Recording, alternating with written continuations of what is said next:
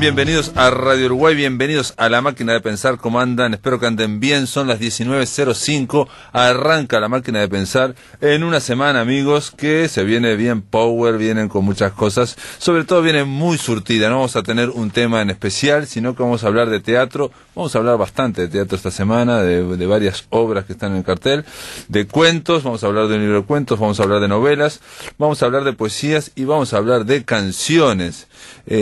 Tengo que decir, entre otras cosas, que nos ha llegado aquí a la mesa de trabajo, simplemente para decir, los 3 últimos libros de Civiles y Letrados, entre ellos la antología de poesía de Maldonado, La ballena de papel, que se va a estar presentando en Maldonado en diciembre, y El corazón de las ciruelas, esto es más importante, de Claudia Magliano, editada por Civiles y Letrados, Ideático, que se va a estar presentando este sábado, 18 de noviembre, a las 19 horas, en la librería Moebius, de nuevo, porque el sábado pasado también hubo una charla de los 3 escritores rosarinos. La librería Moebius está en Pérez Castellano 1430. La presentación estará a cargo de Marisa Silva Struce y participará el músico Guzmán Escardó. Es el último libro de Claudia Magliano, El corazón de las ciruelas, reitero, se presenta este sábado.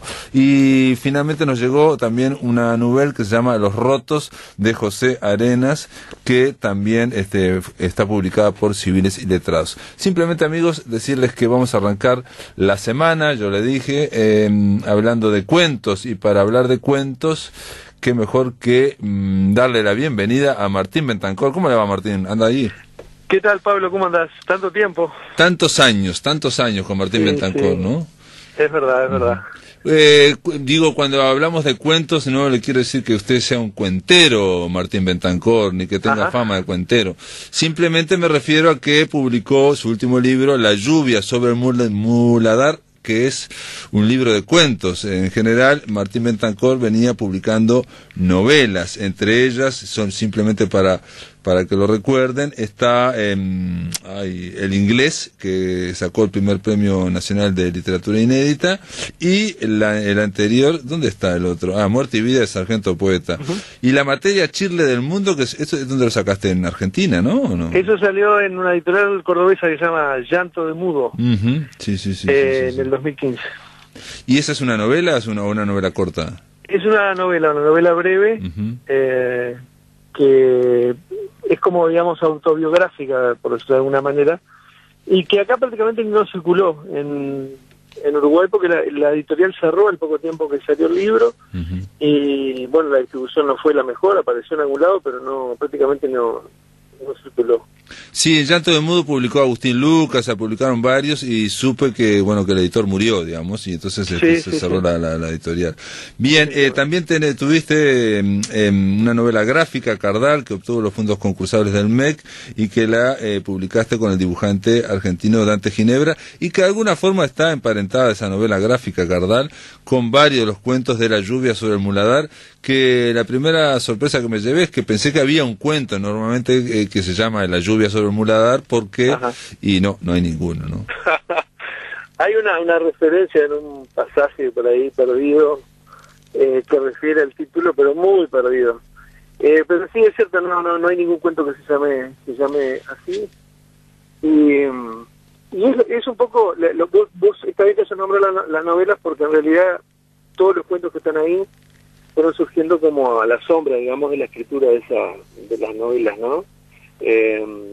Y fueron quedando un poco perdidos ahí esos cuentos. Algunos se habían publicado, pero se habían publicado en lugares que eran difíciles digamos, de rastrearlos, ¿no? En antologías, en alguna revista, en alguna publicación digital, que vos sabés que está bueno publicar ahí, pero a veces también como que se pierde, ¿no? En el mare magnum de cosas.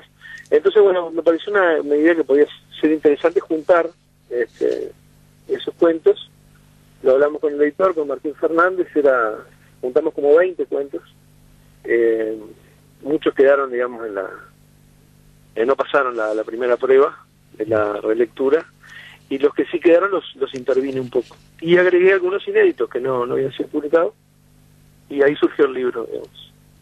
Son 11 o 12 cuentos. Yo lo que veo, Montevideo, por ejemplo, fue ganador de un premio en el espacio Mistura y Casa de los Escritores del Uruguay en 2012, que es para jóvenes narradores. Es verdad.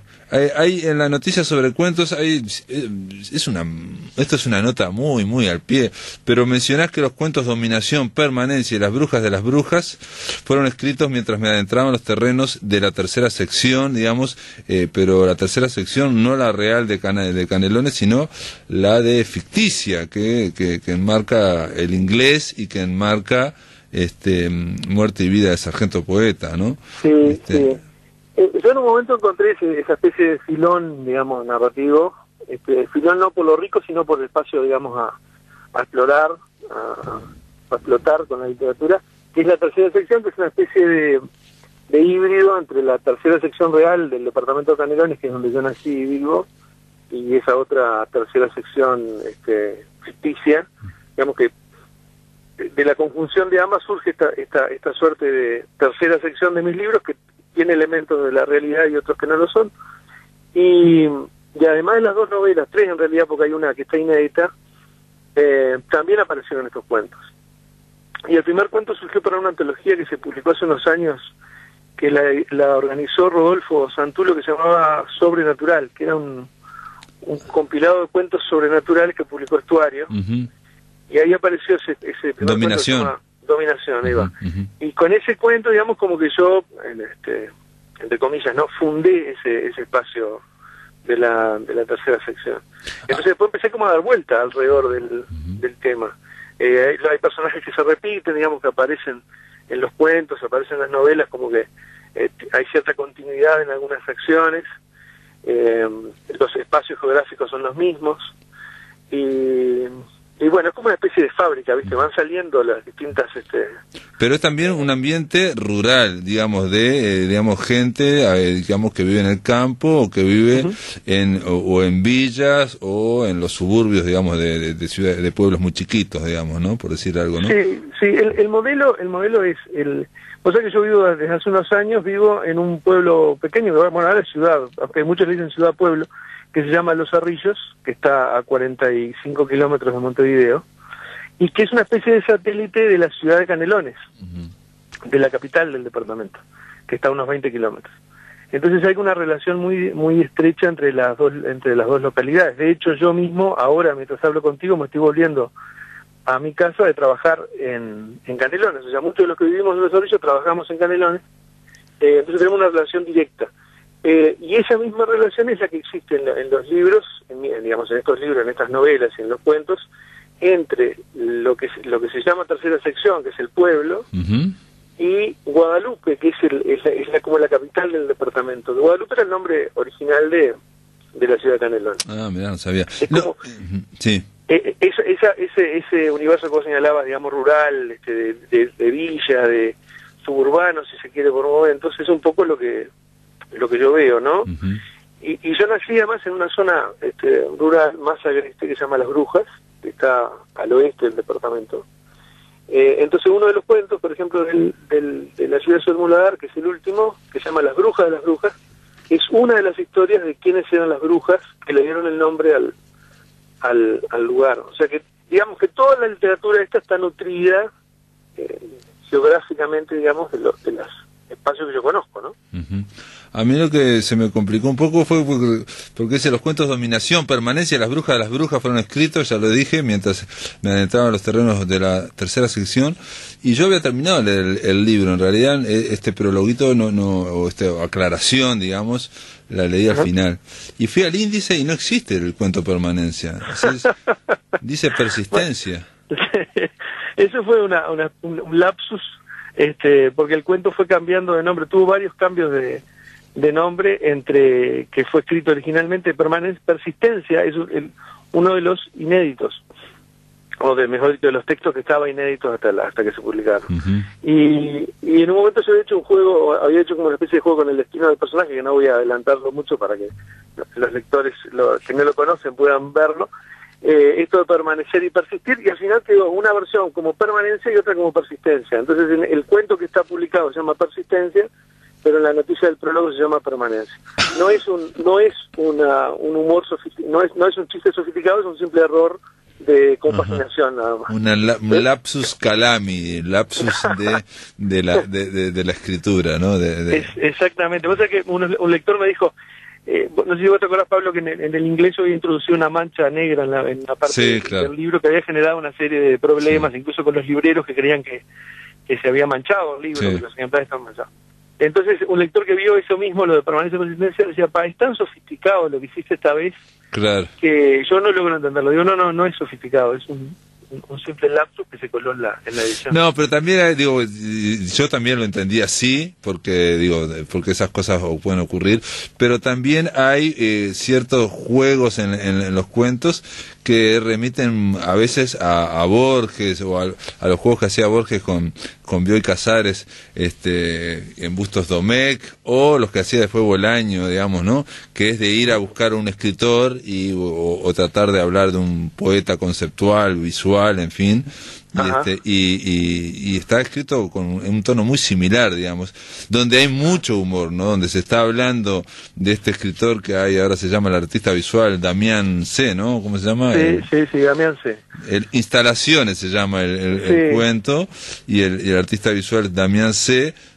Bueno, se está dando cuenta ahí de lo que es un escritor, de lo que es un poeta que ya abominó de la escritura, en fin, que está con la visual. Y a mí me hizo acordar, y es muy gracioso, digamos, ¿no? Hay mucho humor. Sí, es un poeta, un escritor que renuncia a las palabras, ¿no? Su último movimiento es renunciar a las palabras, entonces como ya no le quedan palabras para escribir, empieza a ser como actos performáticos. Ese cuento es bastante viejo, lo escribí después de mi pasaje por la Facultad de Ciencias de la Comunicación, que no fue muy feliz, pero que me nutrió de muchos muchas, digamos, caracteres humanos que algunos están como reflejados ahí en ese cuento. Y después lo otro es que ya que señalaste ese cuento, es que también la idea de incorporar cuentos, digamos, con un sustrato, un costado más urbano, es también para un poco salir de esta cuestión rural en la que a veces quedo encasillado, ¿no? Esta cosa de escribir sobre el campo y todas esas cosas, que no es exclusividad, o sea, si bien es la beta que más me gusta trabajar, también me gusta situar de repente cuentos en otros ambientes. Un poco eso está reflejado ahí en el libro. Sí, hay varios de estos cuentos que no son explícitamente rurales. Bueno, está La muerte de Solís, que también es una especie de diario, en fin, sobre una filmación, que también ahí aparece alguien que podría ser Martín Bentancor o alguien similar, un alter ego de ciencias de la comunicación, digamos, alguien que ha hecho periodista, en fin. Después hay otro que también que tiene un recurso muy borgiano también, que es el de Procesión, creo que es donde hay un historiador que le va hablando a Bentancor. Ese se llama Pequeño Bardo. No, se llama Los Huesos. Los Huesos, ¿no? Sí, puede ser, sí. Es el de los tipos que están reconstruyendo el pasaje de Artigas en el Paraguay. Y es una conversación. Lo que pasa es que a mí me interesa como digamos, en purificación, Artigas en purificación, que tiene un dolor de la muela, los huesos. Claro, entonces peligra la conducción del éxodo, entonces los tipos buscan distintas formas de arreglar eso, de que se le vaya el dolor de muela, bueno, en fin, recurren a un curandero, todas estas cosas. Pero más que la historia y la anécdota, a mí me interesaba trabajar cómo se cuenta la anécdota. Entonces pongo a dos personajes a conversar, y durante la conversación, digamos, se va desarrollando la historia. Y hay otro cuento que es el más largo del volumen, que se llama El Despenador, en el que dos personajes también a la mesa de un bar, digamos, van comentando la historia de quién habría sido el primer asesino serial del Uruguay. Pero además lo que me interesaba es que todo estuviera contado de la óptica del tipo que le sirve la bebida, digamos, del mozo. No, pero que uno de los que está contando es un historiador que está mencionado en Los Huesos por el otro historiador que se llama Miralles o algo así, no me acuerdo cómo se llama, Meireles. Peñalosa es uno. Peñalosa es uno, claramente, porque uno se acuerda, y el otro no me acuerdo, que se llama Miralles, que se odian entre ellos, son dos historiadores viejos, a los que uno los imagina medios apolillados, a los cuales nadie le da bolilla, y ellos siguen peleando, digamos, ¿no? Fueron amigos en su momento, Hércules Peñalosa, dice, mi antiguo condiscípulo, amigo, colega, y ahora, justo es decirlo, mi rival académico. Y él dice que el caballo no era blanco, era un tostado, me dijo rotundamente, ¿no? O sea, como que anda discutiendo esas. Eso tiene que ver con la serie de lecturas que yo he hecho sobre la microhistoria, ¿no? Y la cuestión de los detalles, de cómo los detalles, hay historiadores que se centran en los detalles propiamente de los hechos históricos, abstrayéndolo digamos, de las fechas y de las grandes batallas y toda esta cosa, ¿no? Entonces me interesaba que estos personajes porfiaran, digamos, o debatieran sobre cosas tan niñas como esa. Pero ahora que has hecho Marinelli, bastante... se llama Marinelli el otro, Marinelli y Peñalosa. Exacto. Por ejemplo, ahora, discuten si Francisco Acuña Figueroa compuso la primera versión del himno nacional bajo el influjo del éter. Ahí va, exactamente. O si Artigas acampó en la Chuica una muela cariada. Que está ahí, sí. Sí, son todos detalles al santo. Sí, totalmente. O sea, que nadie se detendría, ni siquiera como nota al pie, y sin embargo estos tipos lo vuelven como una cuestión de discusión importante. Pero ahora con lo que pasa que estaba haciendo, me estoy dando cuenta que el libro tiene, no sé si voluntariamente o involuntariamente, tiene mucho humor. Pero no humor, digamos, en el sentido de gracioso, chistoso, sino humor por todos los problemas que hacen a la comunicación propia entre las personas, ¿no? Esta cosa de cómo uno se ve, cómo lo ven los otros, ¿no? Creo que esa es una beta que a mí siempre me ha interesado, trabajar en la literatura, ¿no? Esta cosa Bueno, acá hay un humor parecido que había en aquella que se llamaba La Redacción, ¿no? Es humor también, digo, contando cosas en serio de tipos que son unos pobres infelices. Martín Bentancor, esperamos un poco, vos sabés que no te estoy escuchando muy bien, pero vamos a hacer una pausa, amigos. Continuamos después de la pausa conversando con Martín Bentancor sobre este libro que fue editado por Estuario. Es un libro de cuentos que se llama La lluvia sobre el muladar. En el aire de Radio Uruguay, La Máquina de Pensar.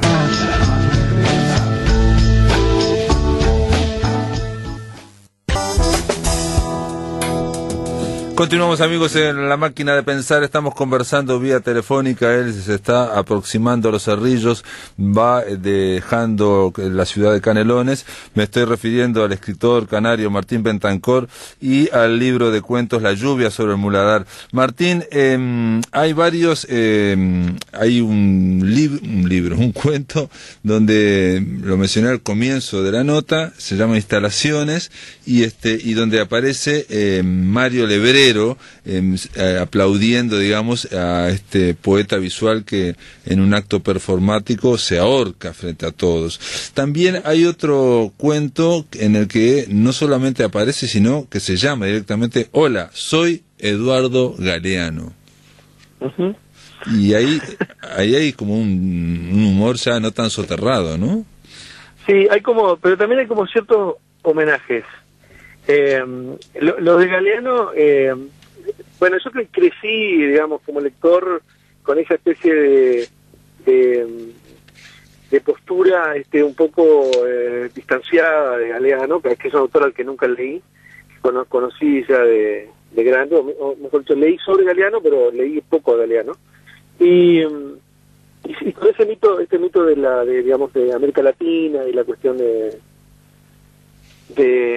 sobre todo a partir del famoso libro, ¿no?, de las venas abiertas de América Latina, que es el clásico pero en este cuento, perdón, Eduardo Galeano en este cuento ya lo escribió, ya es famoso y creo que está en una selva de Nicaragua, una cosa así, digamos, sí, ¿no? Sí, está como intercediendo ante una guerrilla, va a reunirse, digamos, una guerrilla en un lugar que no se precisa demasiado, pero no queda claro si es Galeano el que está yendo o puede ser un impostor también.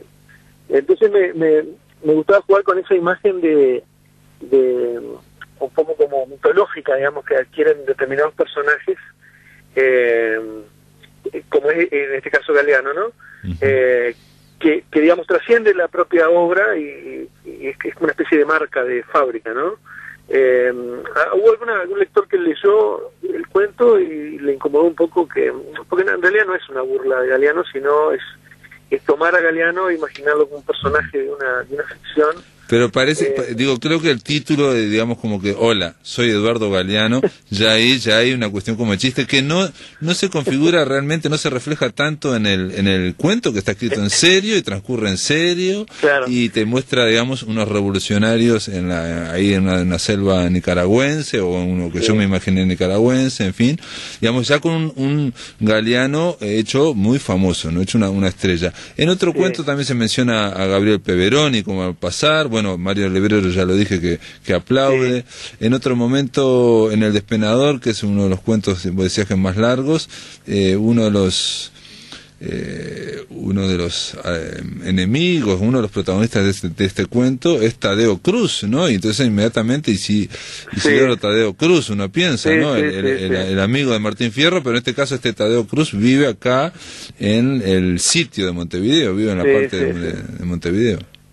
Sí, hay una cuestión de como de incorporar o canibalizar de alguna manera a determinados personajes de la ficción, y no tanto, porque también estaba pensando que Eduardo Galeano era en sí un personaje de ficción, ¿no? Más allá de ser un que tenía un personaje realmente. Claro, exactamente, como un personaje. También otro homenaje que hay por ahí, ya que nombraste a Peveroni y a Lebrero, es a Leandro Costas, que fue mi primer editor en realidad. Leandro Costas era socio de Martín Fernández, una editorial que se llamaba Amuleto. Artefacto. Después se quedó con Amuleto, Leandro Costas. Exactamente. Y después Leandro Costas dejó la edición, dejó el mundo editorial y se convirtió en técnico de fútbol. Sí, hizo un curso de técnico de fútbol. Que es un poco también lo que pasa con el personaje de Damián C, ¿no? Que deja la poesía y termina siendo al final un mozo de un bar, ¿no? O sea, esa cuestión de como de salir de la propia literatura y convertirse en otra cosa. Pero eso está en muchos cuentos de Borges, digamos, y de Bustos Domecq, o no lo pensaste, digamos. Bolaño también, ¿no? Porque duda, en muchos cuentos de Borges, y Bioy Casares, o el escritor dejó de escribir y se dedicó a hacer cuentos verdes, o el escritor dejó de escribir y no sé qué, o escribe en el cielo, en fin, todas cosas de crisis de la escritura, ¿no? No, es una preocupación en todas las cosas que yo escribo. Estaba pensando ahora que ¿te acuerdas? En Muerte y Vida del Sargento Poeta. El Sargento Poeta es un policía de campaña que escribe poesía y después pasan muchísimos años, muere, y cuando él muere descubren los textos del tipo, pero en realidad él en un momento había dejado de escribir, digamos, y se había dedicado a lo que él hacía, que era ser policía, digamos, ¿no? Que es como una cosa bastante opuesta al hecho del trabajo literario. Pero sí hay una cuestión con la literatura como trabajo, digamos, y también como desprendimiento, ¿no? Como dejarla atrás, ¿no? Es como una preocupación, sí, sin duda. Pasaba también en la redacción esa novela que más primera, donde también había un personaje que se llevaba un diario. Pero quería volver un poquito a lo de Galeano que vos señalabas, del cuento de la ciudad de Galeano, que el cuento en realidad está dedicado a la memoria de Graham Greene, que es un autor que yo en la época de escribir ese cuento leía muchísimo, y Graham Greene tiene toda una serie de novelas que transcurren normalmente en espacios de conflicto, de revolución, digamos, de luchas, de guerras civiles, y siempre hay un personaje que viene de afuera y que llega al lugar y se involucra con uno de los bandos, digamos, a veces con los dos, y es un doble, es un agente doble, digamos. Entonces con ese cuento de Galeano pasaba lo mismo. Yo quería como, en realidad más que homenajear a Galeano, era homenajear el espíritu de las novelas de Graham Greene. Bueno, ¿no? Esa es una fantasía tuya, pero está bien. Está muy bien que la pongas. Y lo pongas dedicado a Graham Greene. Yo lo pensaba, busqué por otro lado y no le encontré nada. Pero sí, salvo es cierto, sí, el tema del escritor o de alguien que viene de afuera, normalmente un inglés, y que está ahí.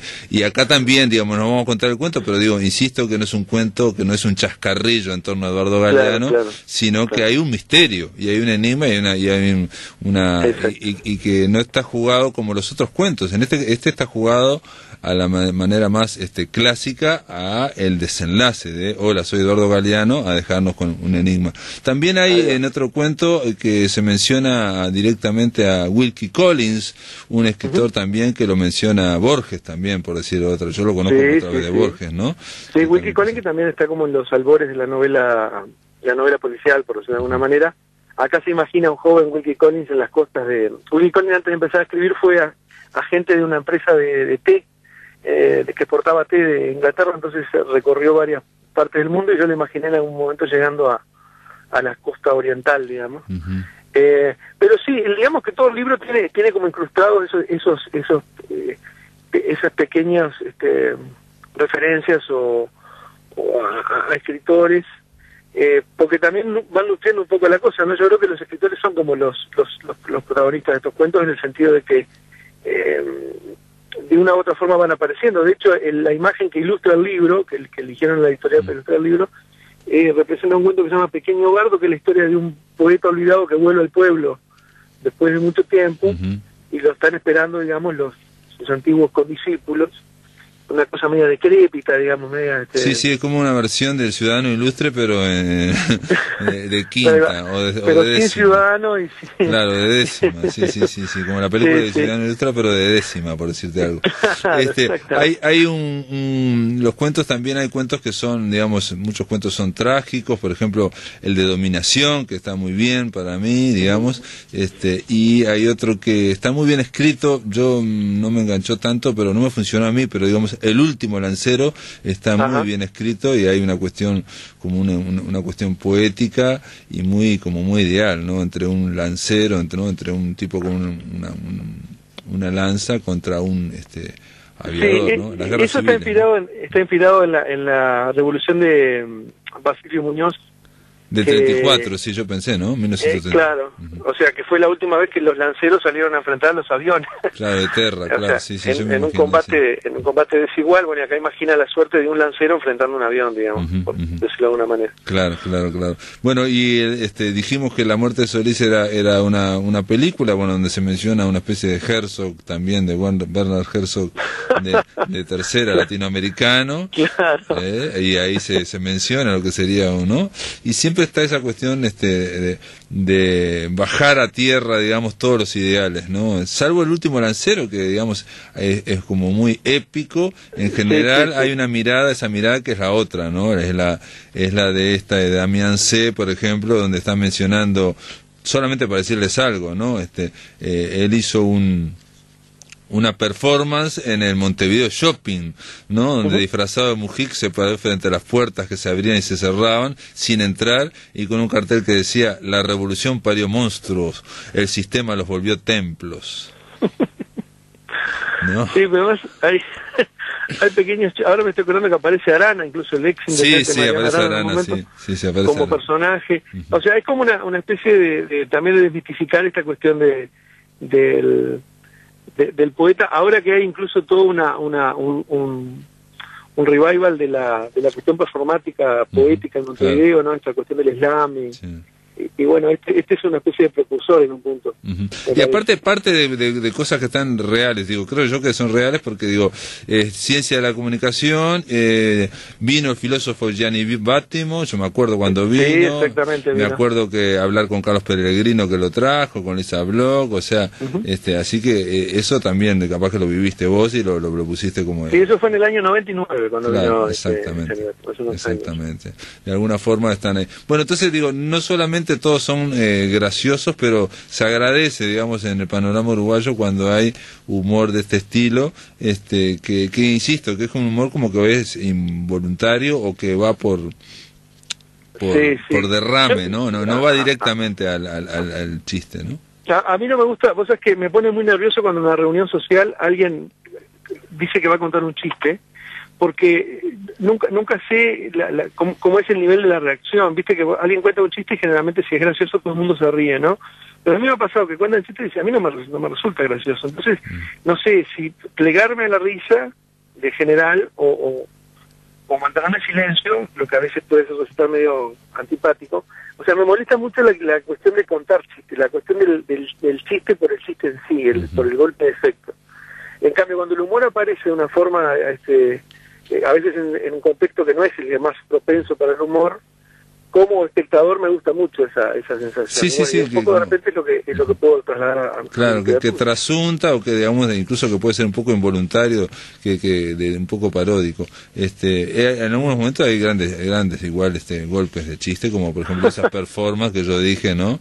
La de Montevideo Shopping, en fin, u otras de ese estilo, ¿no? Ahí. No las voy a leer ahora porque es para que lo lean simplemente. Claro. El de Eduardo Galeano, quiero decir un detalle, no es menor, es una página y media, no es menor, hacer un cuento una página y media, hay que imaginarlo y realmente funciona. Sí, y déjame agregar algo que tiene que ver más con el armado del libro. Vos sabés que la primera opción con Martín cuando armamos el libro, digamos, cuando empezamos a hablar de los cuentos, fue la de datarlos, o sea, poner la fecha en la que el año, digamos, en que por lo menos habían sido publicados. Y me pareció mejor borrar todas las marcas de fechas y que quedara todo como una unidad, digamos, entre comillas, ¿no? Sí. Pero que no estuvieran datados, o sea, que no se notara, digamos, en qué época había sido escrito, porque me pareció interesante que el libro funcione como una unidad. A mí no me gustan esos libros que son rejuntes, ¿viste?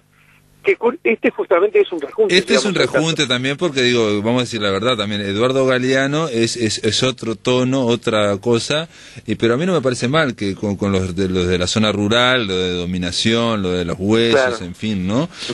O la de Díaz Solís. Pero bueno, es parte, digamos, de la cocina del escritor y de la fantasía del escritor, que le dedica a Graham Greene un cuento dedicado a Galeano, o que dice en un momento, dice que dice, he dejado para la legión de exégetas del futuro el establecimiento del orden temporal de escritura de estos cuentos.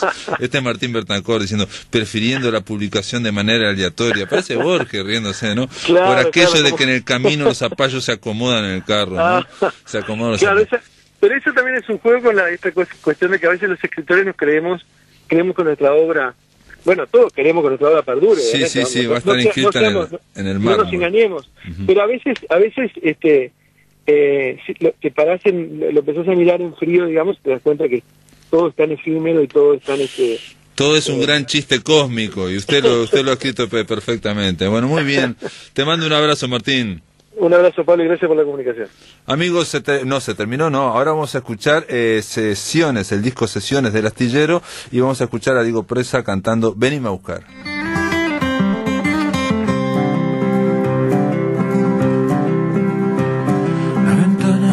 Abiertas a la noche de enero de mi barrio, suavizan el infierno. Si me pierdo, venime a buscar. Ningún perro de ojos negros va conmigo en esta calle. La luna se oculta. Si me pierdo, venime a buscar. Hoy de mañana me mira al espejo, pero vi a otro que no sé quién es. Era alguien vencido y viejo. Si me pierdo, venime a buscar. En el aire de Radio Uruguay, La Máquina de Pensar.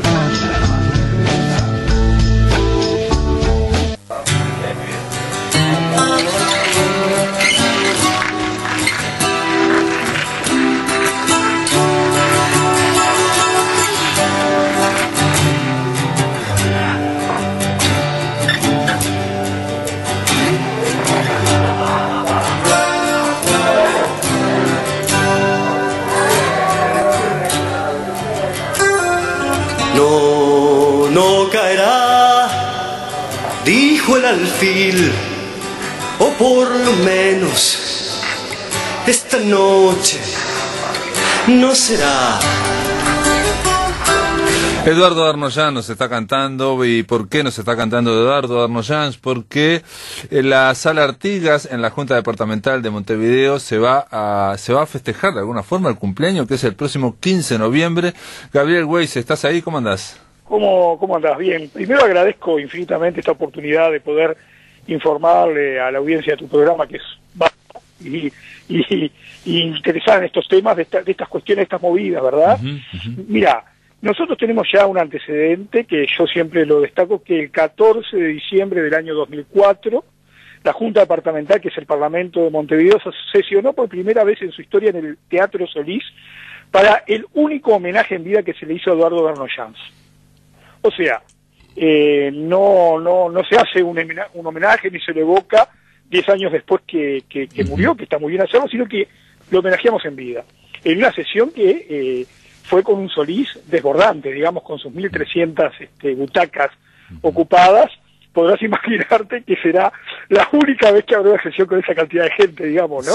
Sí. No, pero obviamente no iban por la Junta, iban por Eduardo Darnoyan, digamos. No, pero está bien haberlo homenajeado en vida al Darno, porque, digamos, una historia que se repite, y, digamos, aquí en La Máquina de Pensar la hemos visto muchas veces, se reitera en Uruguay, es la idea de que se homenajea cuando ya se fue el artista, cuando ya se murió. Exacto, digamos, ¿no?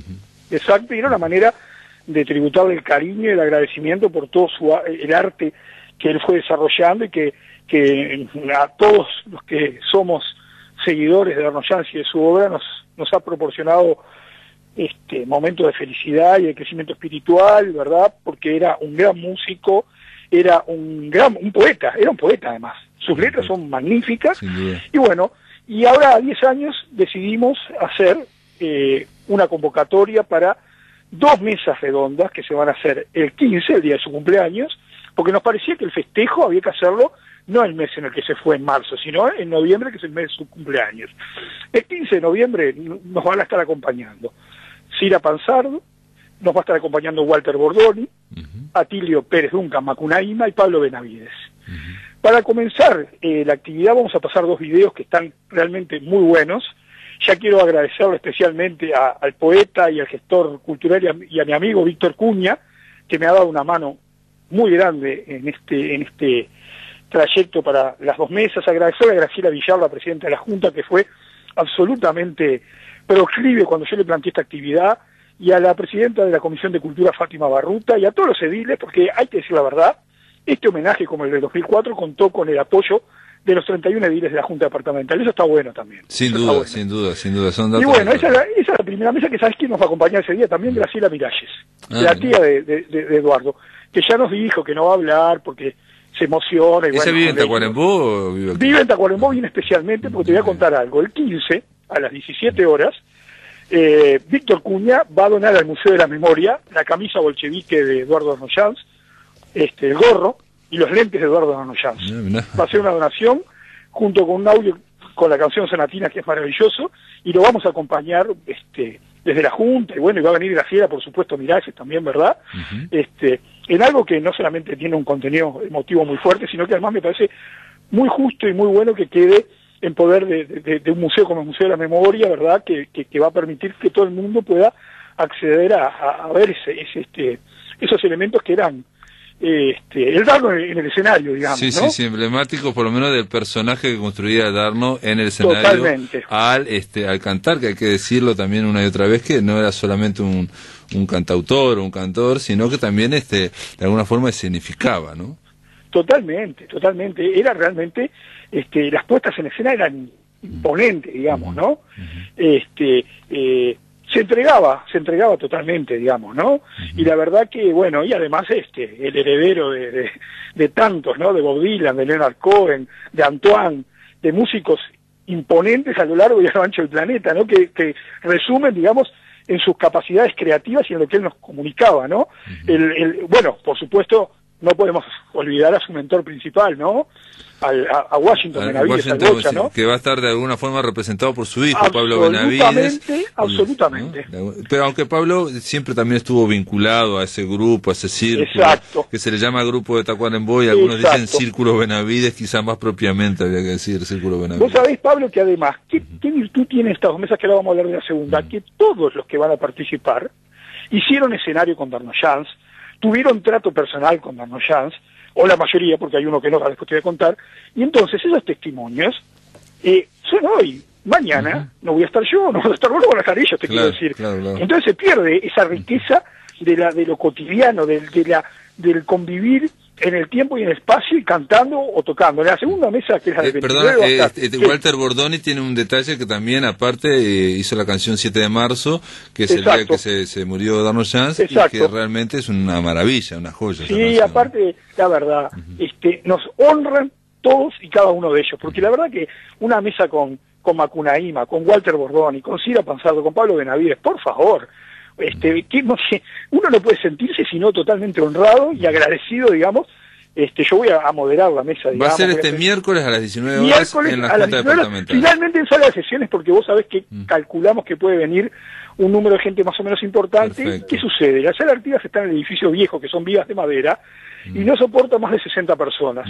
Entonces dijimos, y si llegan a venir 60 o más de 60, ya lo hacemos en sala de sesiones directamente. Perfecto. Que es más cómodo, va a haber taquígrafos, porque vamos a dejar una versión taquigráfica para eventualmente en algún momento poder editarla y hacer un libro, digamos, ¿no? Ah, mirá que bien. Sí, claro. Bueno, y después está la segunda mesa del 29 de noviembre, que va a ser a la misma hora, a las 19 horas. ¿Y quién va? Exacto.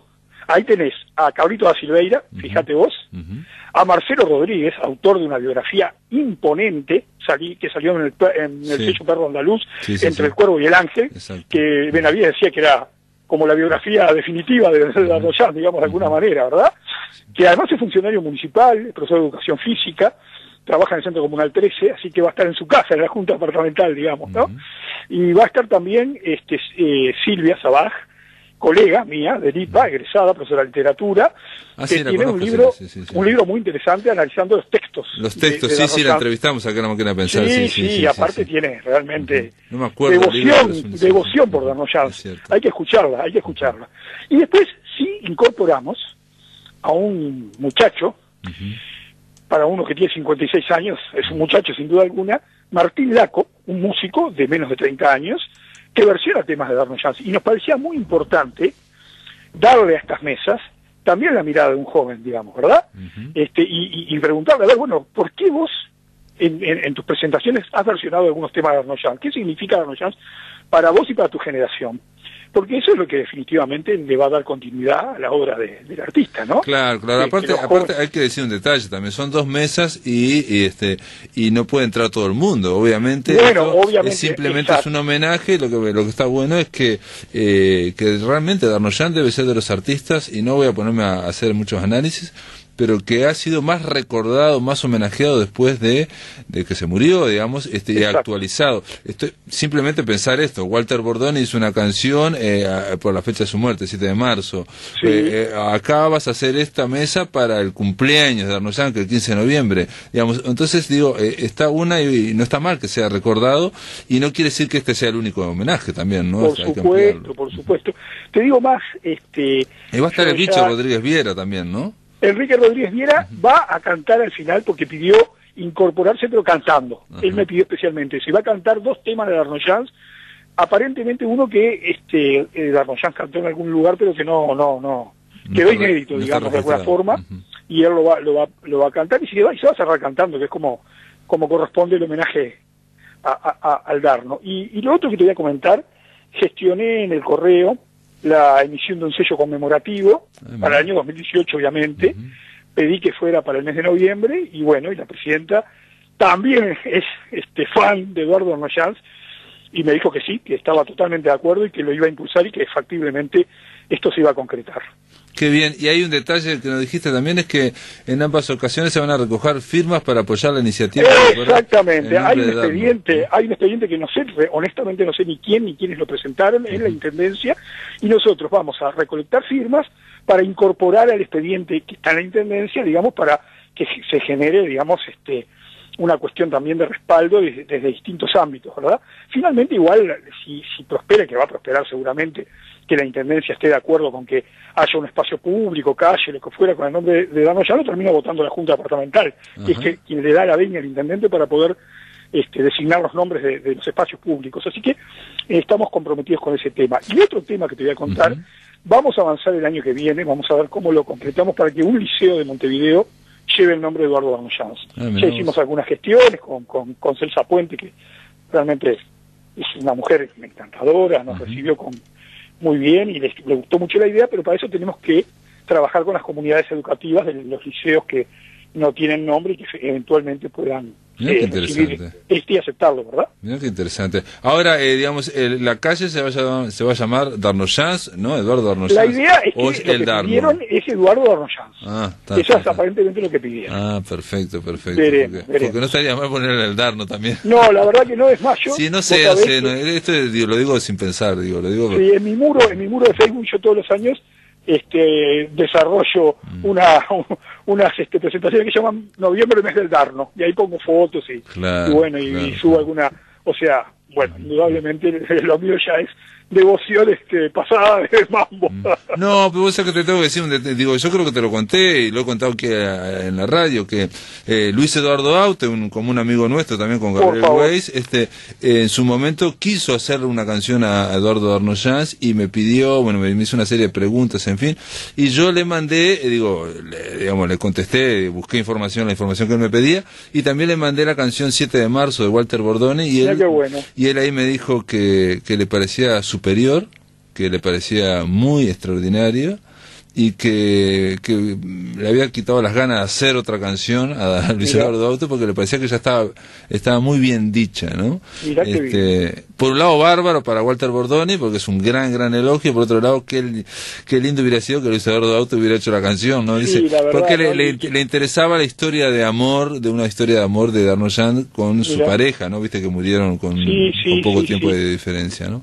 Totalmente. Pero bueno, y desde acá ojalá que Luis Eduardo continúe recuperándose y pueda superar ese trance que lo encontró mal parado el año pasado, ¿no? Muy mal, pero hoy simplemente, ya que justo lo sacamos, hoy lunes 13 de noviembre se presentó en Madrid la poesía completa de Luis Eduardo Aute.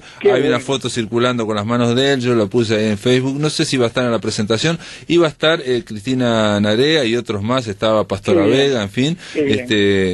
Otro gran artista y otro gran tipo, las dos cosas. Exactamente. Bueno, Gabriel Weiss, la mejor de las suertes para reiterar este miércoles 15 en la 19 horas en la Junta Departamental de Montevideo. Vayan ahí, van a estar una mesa en torno, va a haber un recordatorio en el cumpleaños de Eduardo Darno-Llanos con varios de sus amigos. Gracias, Gabriel, por estar acá en la Máquina de Pensar, ¿no?